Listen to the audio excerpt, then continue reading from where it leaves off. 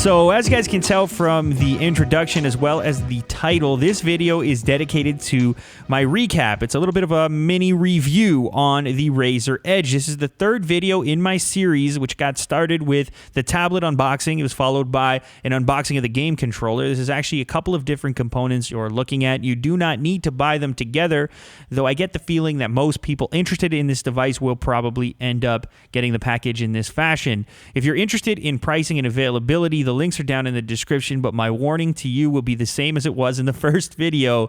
This thing is not cheap. It's for a very special individual who wants to have a special device unlike other people. You really can't find a tablet that's this powerful with this number of interfacing options besides the Razer Edge. This one is the Edge Pro, which means it's packing an Intel Core i7 dual core with a base clock speed of 1.9 gigahertz, and it can turbo up to 3 gigahertz. It's also got 8 gigs of DDR3 memory, and maybe most importantly, it has discrete graphics, an NVIDIA GT 640M LE, which packs in 2 gigabytes of DDR3 memory. That's dedicated video memory. So all these specs combined sort of point to like a gaming laptop or a laptop-like experience, except in this case, you're not looking at a laptop. Instead, you're looking at a tablet.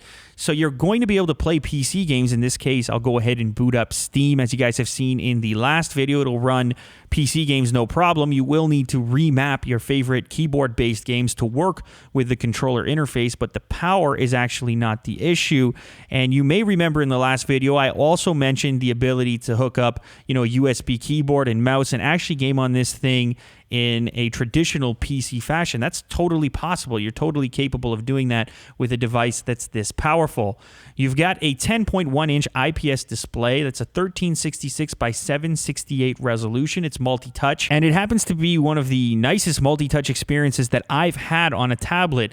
The reason I say that is because it's just really responsive. There aren't too many missed key presses, and I'd have to say it exceeded my expectations because Razer is new to this business. They don't have a huge track record in the tablet space, so my expectations were kind of low on that front, but I was pleasantly surprised. A little bit more detail on the screen. It is a 10.1-inch IPS display packing 1366 by 768 pixels.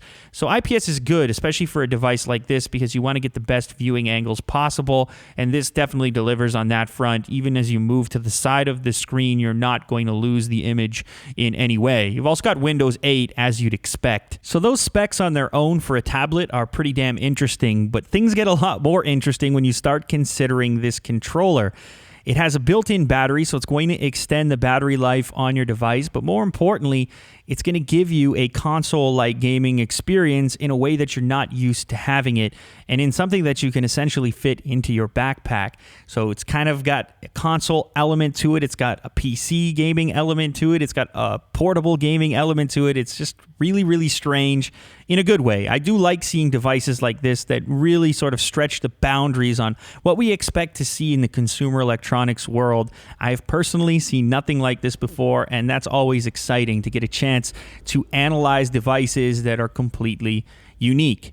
But because it's so unique, the price tag, as I said earlier in this video, is a little bit higher than what most people would probably consider paying for what will likely be a secondary device to a laptop or desktop PC. Yes, you can get a gaming laptop for less money than this entire outfit, but I think that kind of misses the point, and that's not really the argument. If you have the money to spend on this, will you enjoy it? Probably, yes. You could definitely enjoy this thing. I know it's not for the faint of heart. You could easily blow over $1,000 on this thing, so if you don't have a nice PC, I probably wouldn't recommend getting it. Get yourself a nice PC first, and then have this as a supplementary device. But then, that's kind of tough to say nowadays, because a lot of people are getting a ton of work done on their tablets, and since this tablet is essentially a PC, you could probably get even more work done on it.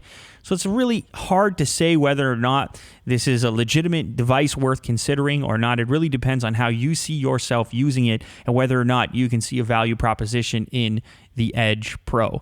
Anyway, guys, that wraps up my thoughts on this device. I hope you enjoyed this video. If you did, make sure to leave a thumbs up down below, and I'll catch you on the next one. Later.